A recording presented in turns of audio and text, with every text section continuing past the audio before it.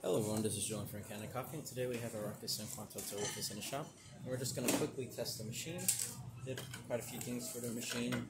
We have a bit of test coffee here, so we're going to start brewing.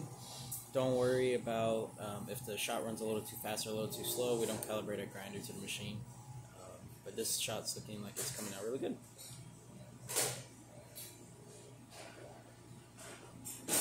Really pretty shot.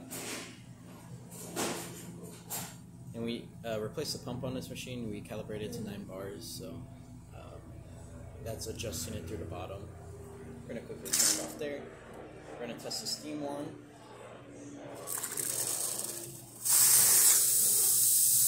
As you can see, nice and strong.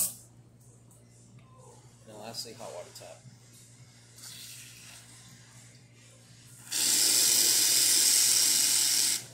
And that's about it for this repair. If you like this video or any other repairs on our channel, leave a like, subscribe, and hit the bell. Thanks for watching.